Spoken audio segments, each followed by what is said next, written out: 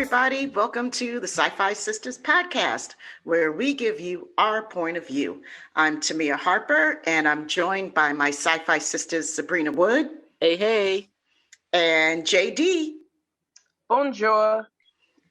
Today, we're going to be talking some Darmok and Jalad at Tanagra, and some Doctor Who, some Midnight Doctor Who.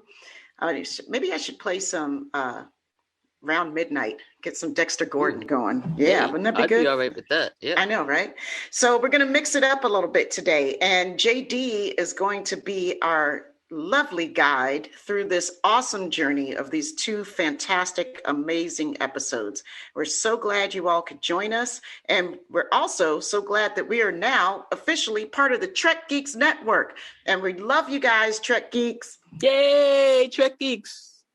Molto bene. Molto bene. She's going all EU on us today. So I hope you guys have seen these episodes. The first one is Darmok from Star Trek Next Generation.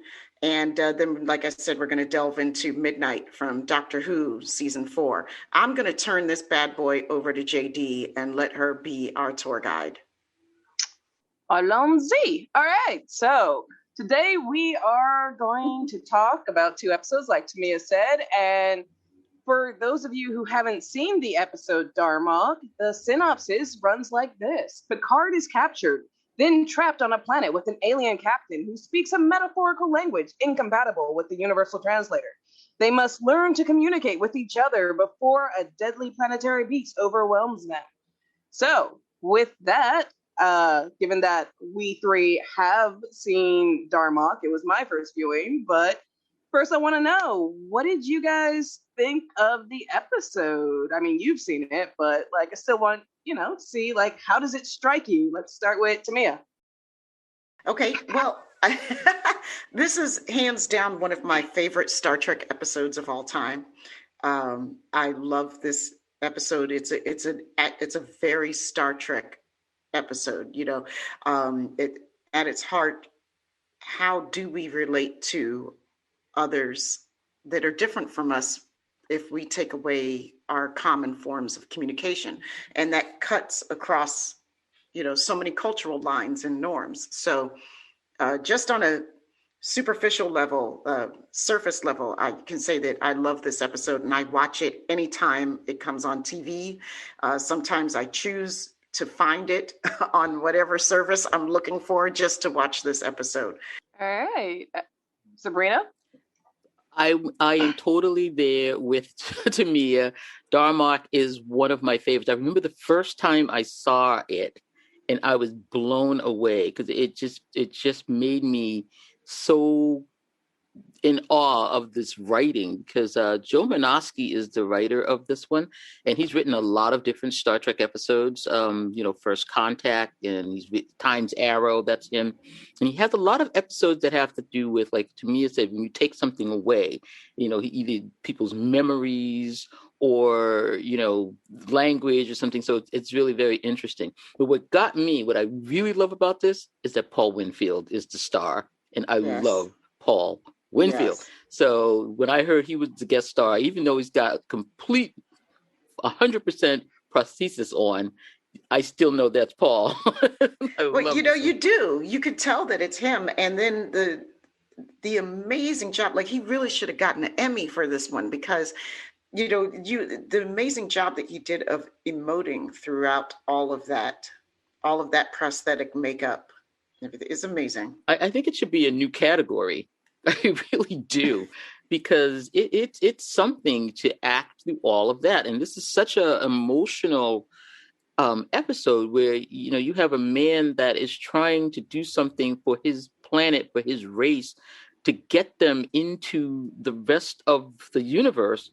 But this has got to work. It's been 100 years that he's been trying to communicate, and they have not been able to. So, this man is like going to get this done today. It's going to happen today. Yeah. So I love this one. All right. And I know for me, I had never seen the episode, but I'd seen something tangentially related to it. So I kind of got a good feel of what may happen, but even still watching it, it was very frustrating. It was a frustrating episode.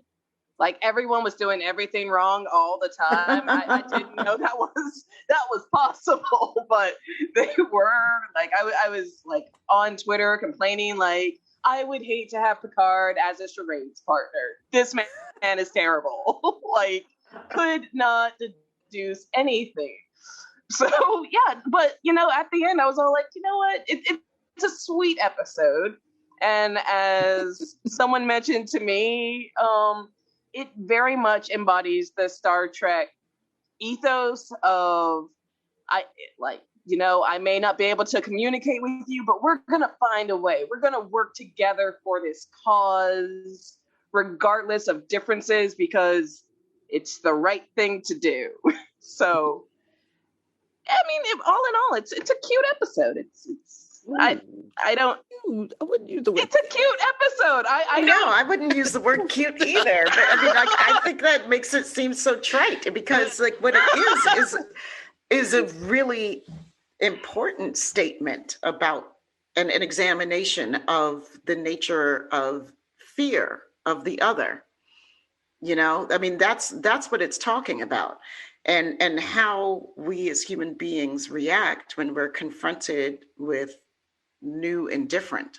That's not, easy to communicate with. Like, for instance, I work with a lot of deaf folks at my job, and I don't sign. I know very little sign language, American Sign Language, and communicating sometimes can be really difficult. But we sit there, we make a way to do it. But, originally, when you're originally confronted with trying to communicate with somebody and you don't know their language, it can be so frustrating at first. You just want to give up, which is what was happening on the ship, on both ships in Darmok. You had Riker and the first mate on the two other ship. The two first were like, no, we're done. Right. Like, we didn't understand you the first or second time. Okay, clearly you're hostile. And no, That's not it. So it's a really, it's a poignant episode. And then I think it also speaks to sort of the one-on-one nature of change, right? Like, it becomes an individual pursuit to reach out to another human being or another being. Yeah, period. I think that is very important in this, and I think Picard brings it out in the end of the episode where, we realize that this cat, if you have not seen Darmok by now, spoiler alert, and, I don't understand why you haven't seen it, but okay. I'm going to just spoil it for you. But, when we come to the end of the movie, Picard says that this one man, he was willing to give up everything so that his people would be able to communicate. He was willing to die for it. So I think that shows you how important it was for this captain to make this happen that day. He, 100 years, they could not speak to anyone else in the universe because no one could understand them. And this was the mission. This wasn't like, we're just going along doing some interstellar star charting and, we just see this planet, let's go see who's here. No, they went on a specific mission to make contact with these people. This was going to be Starfleet did. Starfleet did. They told them to go there and try to find out what these people are. And this guy was sending a signal for 3 weeks to these guys. He was sending a signal for 3 weeks. So, this was really important. It was deep. He was like, we've got to do this or all is lost. We're going to be isolated for the rest of our existence. Right. Because what does it mean for a culture to stay isolated? I'm sorry, JD, go ahead. See, I read things a little different. Like, you mentioned how it struck you like both first officers are like very combative and ready to attack each other, but that was just Riker. Like, this was my first time watching it, and it was very clear. Like, even when, like, the only thing That's true. I take it back. That's true. The other first officer was ready and combative in the beginning. Yeah, he didn't want his captain to do this. But he didn't do anything about the Enterprise. He just didn't want his captain to go down on the planet. Yeah, because once they actually once they're down there, he's all like, you know what? This is important to my captain. I'm not going to let you guys interfere with this. No, Yes. you're This right. means You're right. something. You're absolutely right. And I don't know. I still say cute because I am someone who has studied upwards of 4 different languages that I can't speak. So Okay. So, like, to me, like, watching this, the frustrating part was Picard. Like, his anger and not even, like, trying to deduce things. And it's all like, come on, it's very easy what he's saying when he says things like, Here's some fire. Right. Yeah, like that was What is very so tough clear. to understand about that? Here's some food and some fire. Eat it. Yes. All right, let me tell you, Like- I'm going to go right to the head scratcher on this one. I don't know how you could be the captain of a starship and you don't know how to start a fire. Yeah, that was me. And it was so weird because, like, even when Dathon is telling him, Temba, his arms wide, it's all like, he gave you the fire. He gave you the says, fire. His arms wide. Like, just make the gesture, Picard. He's all like, point to fire, arms wide. Like, take the fire. I cannot make this easier. And I'm sitting there like, what? I could have started a fire. There was brush all over the place. It's like, come on, you get the twig, you put the hole, you put it in there, you start twisting and turning, the fire starts. Yeah, and like even Picard, I guess he cannot read body language because even when Dathon first comes at him with the 2 knives, Picard's all like, nope, I'm not gonna fight you. We're not having battle. But it's all like, Yeah. really, he doesn't want to fight you. He is offering you something. You're just like, nope, not gonna battle. This isn't my life. It's all like, But is that another case of coming in with the wrong impression and so then not understanding anything that comes after? Because you too are already seeing this man as a threat and hostile. And he can't be getting ready to tell you anything good. I don't know, because it was like Picard was being really thick in this one. It was like a problem. An issue with trust. Mm-hmm. Yeah. And it might have been a little heavy-handed because we just can't believe that Picard would not pick up on the cues. But all that was standing, though. Yeah. I still love this episode. I mean, it can be a little dense and a little obtuse, but that's okay. The message of the episode is still very clear and wonderfully drawn out. We come from different eras of storytelling, right? Sabrina, myself, and you, JD, we're all from different. So that level of storytelling, the way that they did it was pretty acceptable. Like they told stories and characters in broad strokes a lot of times. Like today's level of storytelling and character development is way more finessed. But even back when they telecast this one, I was wondering why Picard couldn't get that fire started. But yeah, I mean that was stupid, though. I mean, straight up. I still love the episode, though. I do too. I love it too. All right. Here's a question because I know it did make me think of things. Did you relate the episode Darmok to anything? Like, did it click in other ways to other things? Because I know when I was watching, by the end I was all like, oh, I get it. It's a Snowden situation. And for anyone who doesn't understand what that means, basically, two of us are sitting here looking at each other like, what are you talking about, JD?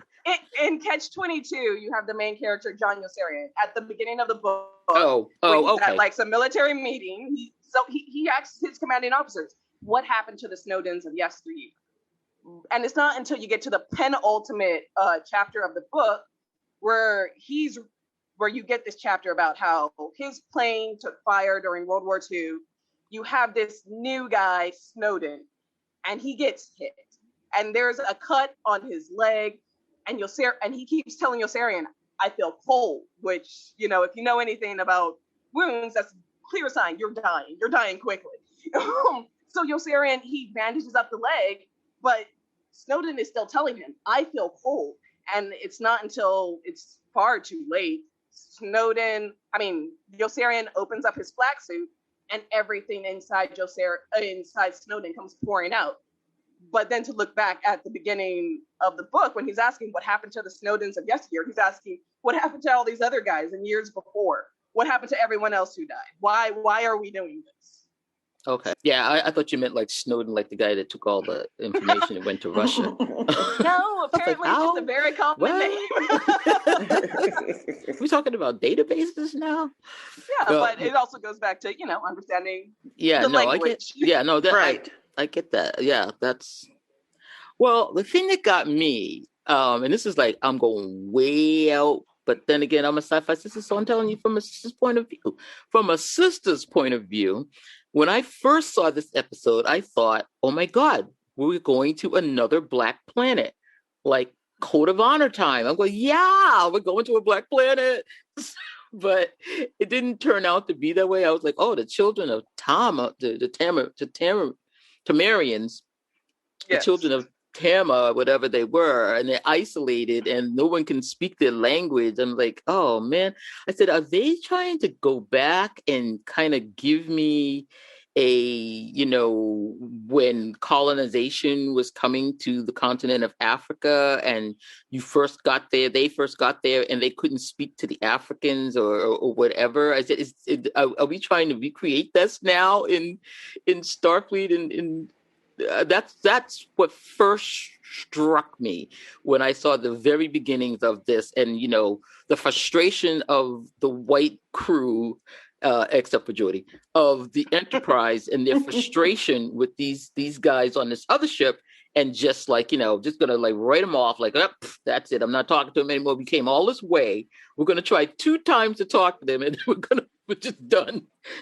But Picard hung in there for a little longer. But so that kind of got me. I was sort of thinking that this might have been a black planet, and the idea that if you go back into African history and the history of storytelling, that it would have made sense to me that they would have had some sort of a language that was based on story and myth and storytelling and metaphor. So that's what struck me when I first saw this. I said, oh, they're going to give me like what would have happened if, this was another way of developing language based on African storytelling oral tradition. Okay, it's way I love that. I love that. No, because when you were talking, I kept thinking, like, yeah, in a sense, this is it's an immigrant story where you are in this new place, you are trying to communicate with this person to just get by, and it really does come down to, like, are they going to meet you halfway? Are they going to try, or are they just going to be like, no, this person's terrible, I don't get them, they don't speak English? Yeah, right. Yeah, go ahead. No, but the effort came from the captain, the other captain, Captain Darthon. Yeah. He was the one that said, okay, we're going to have to go to Jalad, Darmok and Jalad at Tanagra. Right. And that was it. Oh, the first officer's like, oh, no, don't go there. He's like, nope, we're going to have to do it. This guy does not understand. So, they were going to have to recreate the story for him. So I thought that was just great. But I got, if you listen to some of the language that they were using, timber at rest, meaning the gift is rebuffed, and, the river Tarmac in winter, meaning stop. Right. I just loved it. It's beautiful language, wasn't it? Yeah, it was. I wanted to hear the story. Anybody out there, if you're listening, if you want to write the backstory to the children of the Tamarians, please, and give me all of these mythological stories, I would so love you. I know you're listening, but come on, these book writers, fan favorites. If it's already out there, please put it in the comments. Tell Sabrina where she could get the book that tells the story of where these stories came from. I would love that. I mean, what I was thinking about the whole time while I was watching this episode, and I have since the first time I saw this episode, was the beauty of this language, right? The poetry of it, that it's an entire language of poetry and a metaphor. And I thought, how appropriate for especially having taken a poetry class, writing poetry, to watch an episode in which, because that's what you're searching to do, right? Often. I don't know, it very much touched me because we have names for things, but names are just capsules of ideas. Mm-hmm. Right? A name for a thing is actually a whole conglomeration of ideas put together. A name is just a symbol. Words are so often symbols. So I really appreciated a language that spoke of the essence of a situation. Yeah. And the writer, Joe Minosky, he said that he was inspired by the poet John Ciardi, who said every word is a poem. So he had a lot of poetic inspiration when he wrote this episode, and you can see it in the writing. I think my favorite phrase was Marib with sails unfurled. I just love that, with sails unfurled. And the thing that gets me is that the universal translator is translating what he is saying literally, and picking up the word unfurl, not open. The translator is giving us unfurled. So it just really got me, this whole thing. I was just sort of like thinking the thing like, okay, so what would be in his mind that the universal translator is going to say unfurled as opposed to his sail is open? So it was just really, okay, I know I'm going way too deep into it, but no, I just it's love beautiful. this episode. Actually, you and I can sit here at another time and go deep into that, because whenever we talk about language, I'm there, but I know that that's a different podcast. Yes, it is. Like, I love language too, but on that note about a different podcast, let's go on to a different show. So the other episode we watched was Doctor Who Series 4, Episode 10, Midnight. Yeah, for those of you who don't know the episode, the synopsis reads as such. The 10th Doctor and Donna Noble go to the leisure planet of Midnight for a simple, relaxing holiday. However, life with the Doctor can never be that simple, and things go horribly wrong for the Doctor when he decides to go off on a bus trip to see the Sapphire Waterfalls, starting with the bus shutting down. When a mysterious entity infiltrates the shuttle bus, no one is to be trusted, not even the Doctor himself. Bum, bum, bum. All right, so so on that note, because I know you guys are not Whovians, what did you think of the episode? The non-Whovians. Wow. I might be persuaded to become a Whovian after watching this episode. Oh, you should. It wasn't even like the episode people suggest as the episode you should watch to get into Doctor Who. So anyway, it's a really stellar episode. It's an amazing piece of drama. I love it.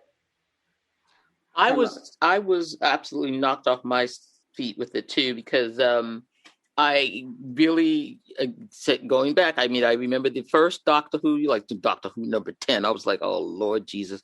But yes, Doctor Who number 1 is what I remember. And so I was really excited that you came up with this comparison, because I said, all right, let me delve into this and see what's going on. And I think this is one of the best episodes of sci-fi I've seen in a long time. It was very Twilight Zone-ish. It was terrifying. I mean, I jumped a couple of times. It was. I mean, it was full of suspense. It was a locked room drama, right? Like a locked room sort of mystery, but not, I mean, it was amazing. The intensity of it, the psychological drama of it, the acting was superb. Mm-hmm. The writing was superb. Just really wonderful. You're welcome. But I will note that the writer was also the creator of the, I don't want to say reboot, but the continuation of the Doctor Who, Russell T Davies. So this was his brainchild. But on that note, what about the episode just stood out to you? Got to start with you, Sabrina? Well, I went in, I think I did a little research before I saw the episode. So I read that the writer, Davies, said that he had never seen Darmok, but that this episode was inspired by the synopsis of Darmok, where, people aren't able to understand each other and they only speak in metaphor or something like that. And so I think he said he never saw it. Although Sky Celestri, the woman who gets possessed first, the name of the captain in Darmok was Captain Celestri. So I don't know whether he must have seen something. So, I have to go back. But when in the beginning of the Enterprise, the Star Trek episode, when Picard is naming the first captain who made contact with the children of Tama, the captain's name was Captain Celestri, and it is the same name as the woman on this bus going to see Sapphire Falls. So I just thought that was kind of funny, but it was terrific. I love the fact that I felt like, Captain Picard at this moment, because I didn't have the Whovian context and metaphor to understand some of the scenes that were going on in this. But, I did my best to understand what was happening. But as an aficionado of sci-fi, I knew this wasn't going to be good. As soon as he said, I'm going on a trip on a planet that has no oxygen, what could go wrong? I was like, oh, we are in for it. Exactly. All right. And Tamia, what stood out to you from this episode? Like, what just stuck with you? Boy, so much. The intensity of the level of hate that was exhibited by the passengers, their fear was so intense. It made me feel like I was in a life or death situation, but how that fear twisted and turned to hatred, and that mob sort of mentality, I thought was what really stuck with me. When I finished watching it, I watched it at night and then went to bed, and it was floating around in my head, in bed. Absolutely. This one stayed with you for a little bit. And it's still with me, I'm still mulling over different aspects. But the other thing that really stood out to me on this episode was that, just like in real life, who was hip to the fact that the alien being or whatever being was not in the doctor? It was two sisters. Let me tell you. Hello. Okay, SyFy Two sisters. Two sisters got it. I'm trying to tell you. That's not reality over there. That's wrong. Nope. What do you know? And then the professor going so far as to call the woman stupid. The doctor. The doctor, and you're just average. What do you say? You're just average. Oh no, that was the professor. The professor. You're just average. J.D. Oh, yeah. I was like, wow, that struck me really hard, because that is the type of treatment I'm used to getting from the world. I've had that type of treatment in professional situations or in personal situations too, where either I'm written off because I'm a woman, or written off because I'm a woman and I'm a Black woman, and I'm sitting there like, you feel like what was her name from the Greek myth? Which myth? Was always Cassandra. You feel like Cassandra because she was always telling the truth and nobody wanted to believe her, right? Right. So much of my life has been like that. You're like pointing it out to people. Hey, look at the snake right there. You probably don't want to step right there, and they go, do, and they go, wow, why didn't you tell me? Or you're stupid. There's no snake. You're making stuff up. So it was pretty visceral. As you could tell, like that really struck a chord with me. I think the other part about that, because that scene really stuck out to me too.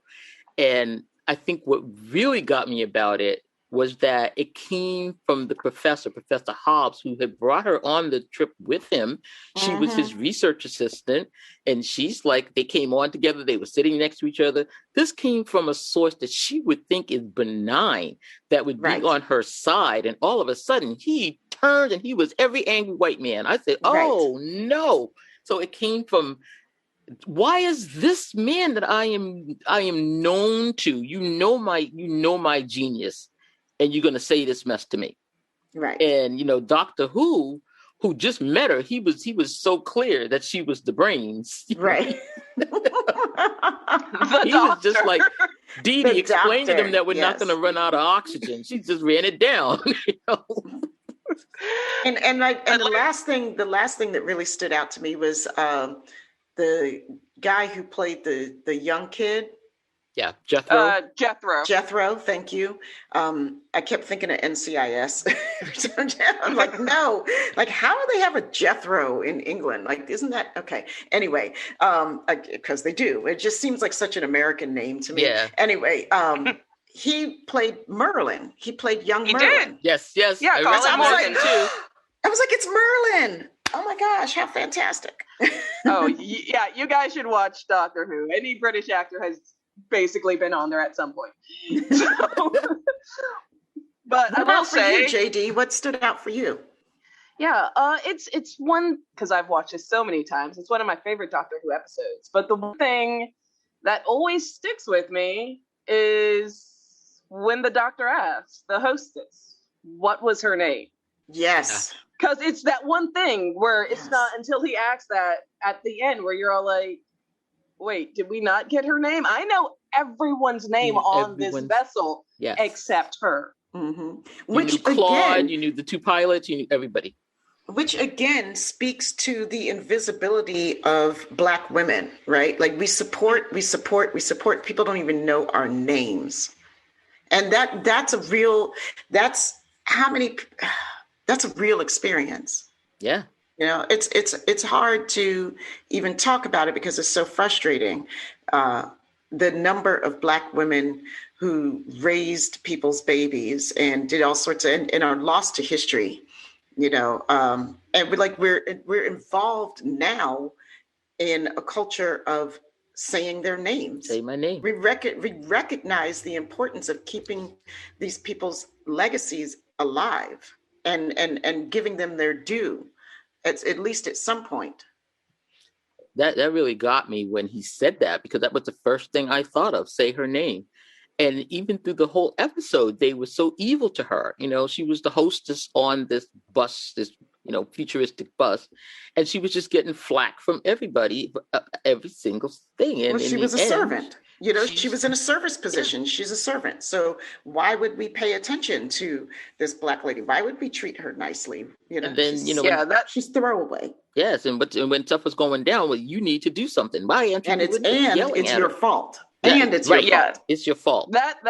That's not even like, at this point, it's not even just like a Black woman thing. Like at that point, anyone who has worked any sort of service or retail knows that you are the most in-demand person who should have all the answers until you tell them they're wrong.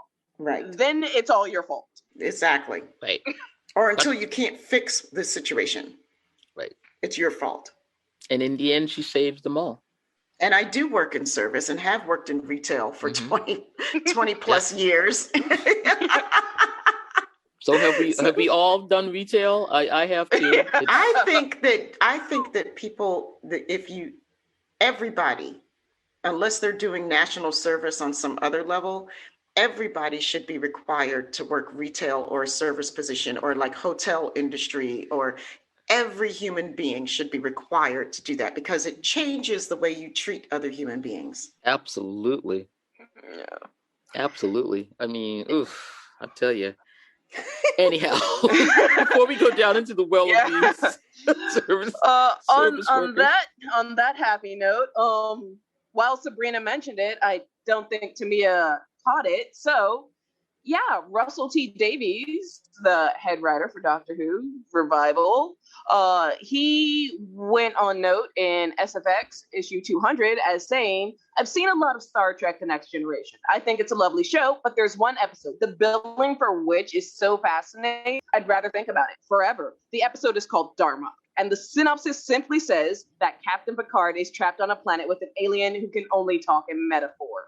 Wow, that sounds brilliant. How does that work? What happens? How does it end?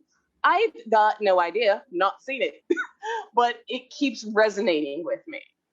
And that is what inspired him to write Midnight, just this idea of being trapped with an alien who can only speak in metaphors. As we know from watching it, Davies took that to a really dark level. I love it. I mean, I love the level that he took it to. First of all, I love writers being inspired by another person's work. I mean, that's happened to me a lot, and it's spun off some fantastic stories for me, like that I've had a lot of fun writing. But the fact that like he took it to the level of the mimicking to learn. I love that aspect in this story. Like, how do we learn? We mimic. You know, the knowledge of the meaning comes later, but as babies, we try to do what the adults around us are doing, and then we learn what things mean. But then even the mimicry becoming like taking the essence of somebody, taking their words, that was brilliant. And I love the way first the alien was mimicking, and then the alien caught up, and then the alien was speaking ahead of them. Mm-hmm. So I said, yeah, it learned hatred. It learned kill it. It learned, you've got to stop it. And, this alien might have come on board just trying to find out what was going on, because nobody ever come to this planet. Nobody ever took that road before, this was all new. And so like the poor guy in the cockpit there, Claude, I guess, or whatever his name was, he said, I thought I saw something. I was like, oh, here we go. So maybe it was just coming to see what was going on. And do you get the feeling that the one of the things that really got me about this was the sound of the alien trying to come into the cabin, because it was so metallic and harsh and scary. I mean, there's no way you can lightly tap on the door of a thing like that, right? So of course it was banging, but that ratcheted them up immediately to the point that they were like, oh, this can't be good. It's not. And this thing was sort of like, well, how do I get in here? I just want to come and say hi. They were just out of their minds. I feel like you're giving way too much. I feel like you're giving too much. I'm going too deep again. I'm going too deep again. No. It's just like when I watch Midnight and I see the Midnight entity, there is nothing kind about that creature. Like nothing. It comes in, and as Jethro says, it went after Sky because she was the most scared out of all of us. Yeah, she was like terrified. It comes in like, I'm here to. I want to see what this fear thinks about. I want to make sure everybody's scared. We're gonna have a good time scaring the crap out of everybody. And that's what it was feeding off of. Like even like like even when it took over the doctor, like the first thing it did, so like, oh no, it's in the doctor now. He's copying me. We should kill him. Yeah, we should kill him. That thing was okay. I keep trying to be optimistic and Star Trek-y, but this is Doctor Who. I can see both interpretations, that honestly I can, because at first we don't know. All we have is the circumstances around the entity's presence to set the tone for what that entity is. At first, all we have is knocking on the outside. I mean, if it's coming from a planet that's composed of diamonds, it's not going to be a soft, fuzzy creature. And it's going to be pretty hard, and it's going to make a hard sound on that hull, which could then be interpreted as an attack sound, right? So it was really, at that point, it was all about the perceptions of the people inside. And the doctor was saying to them, like, we don't have enough information. We don't have enough data right now to draw any conclusions. But they were already like, nope, Yeah. This is intimidating. It's scary. It's got to go. Whatever it is a threat, and it reminded me of Riker on the bridge and Riker's reactions to everything. Like, nope, it's a threat. It's got to go. Right. That's what I thought, that they both kind of just went there. But then again, when the cabin, when the front part of the ship was gone, I said, well, yeah, you got a problem now. Well, then, yeah, once that happened, then you're like, okay, something is not right here. But I wanted to say, in both of these episodes, and they're about the same length of time, both writers create a world. Although in Darmok, it's mostly the thought of the world. You're not really seeing his world. But in Midnight, just the look and the thought of that world was so alien and incredible. I loved it. The diamonds and no oxygen. It was just the light. What kind of light? It was extonic. Extonic. Yeah, light. Extonic. I was like, oh yeah, this is good. Yeah. Yeah, it was great world building. All right. Well, go on. No, I just was laughing because one other thing I read is that the person that played Professor Hobbs is actually the son of the original Doctor Who, or Doctor Who #2. So that man that cussed out Dee, his father was a Doctor Who. I thought that was really kind of cool that he was in his father's show. I love that kind of stuff. Oh yeah, that is a Troughton. But I will say again to all the Whovians out there, for all the Whovians out there, it's the Doctor, never Doctor Who. They get really finicky about that. Thank you. Okay, just the Doctor. That's his name. He's the Doctor, right? Yeah. Like eventually, you just got to learn to accept it. But he's the Doctor. Yeah. You know what else I loved about this episode? Mm-hmm. Ladies and gentlemen, and variations thereupon. I actually made a comment on Twitter about how I love how older shows address the concept of there not being a binary. Because there is another moment in Deep Space Nine where Odo says something to the same effect when he's like breaking up some things at Quarks, and it's all like, yeah, I just love like the language they use and like the era it's coming from. Yeah. I'm with you on that. I mean, that one, I had to write that down, and I was like, I have to remember to use this all the time. This is my new thing. Thank you, Doctor Who. Episode Midnight. Yeah. I will say, for a final question, I mean, we've compared the two episodes. We got two different takes on communicating with an outside species. So which path do you think is more likely? The optimistic take of Star Trek, where we're going to work it out, we're going to find a way, or the realistic method of Doctor Who, where it's all like, I'm going to kill it and I'll never want to hear it again? Well, we know how you feel about it. Because that was completely unbiased. Yeah, to answer that loaded question. I honestly, I think that because I've seen it,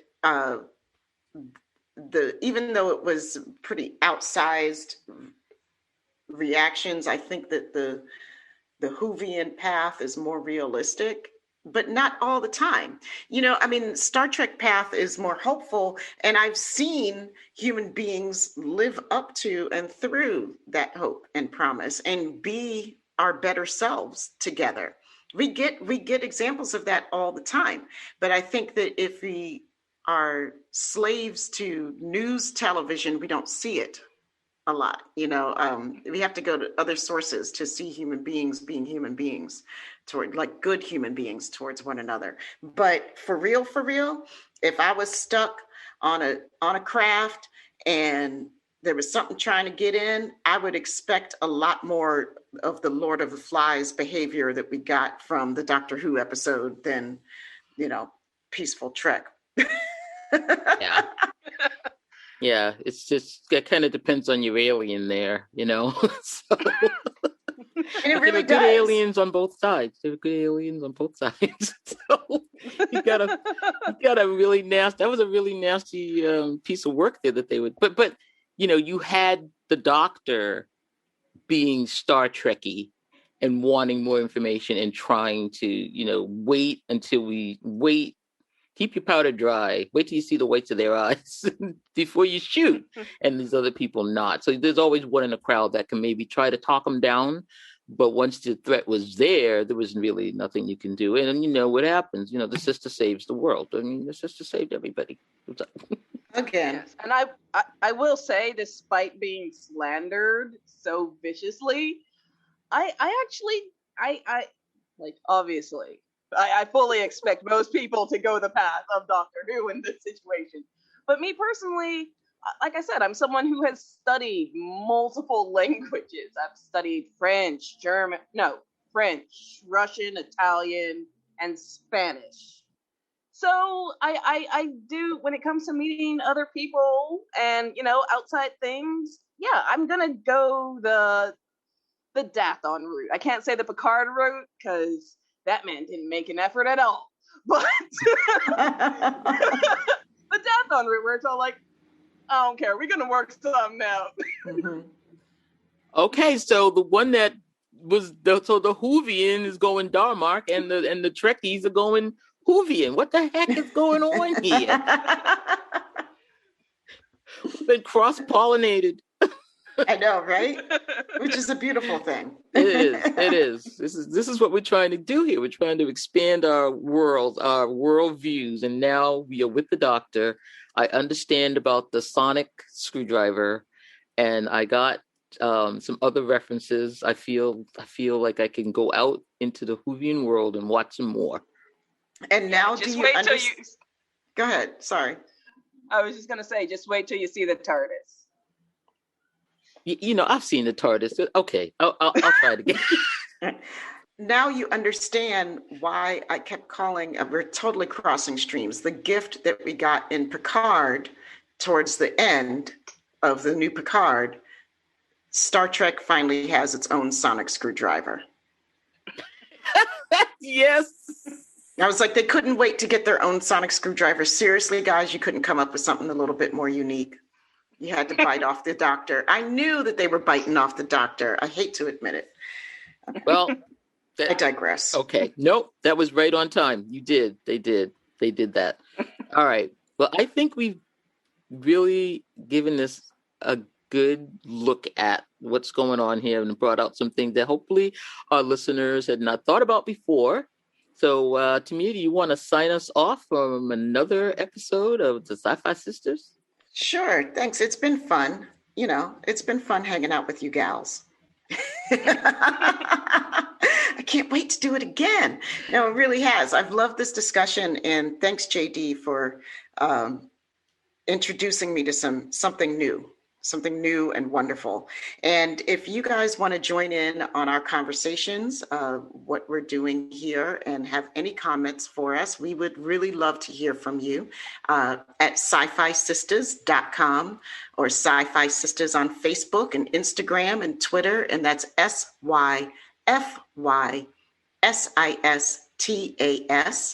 And really, I have to put out a shout out to the amazing, the wonderful, the man, the myth, the legend, Dos the Anonymous, the most fabulous sound engineer and producer in the world. He's responsible for all the music that you will hear ever on our show, and he is responsible for keeping us sounding good to your ears. Thank you, Dos. He can be reached at DOSTHEANONYMOUS,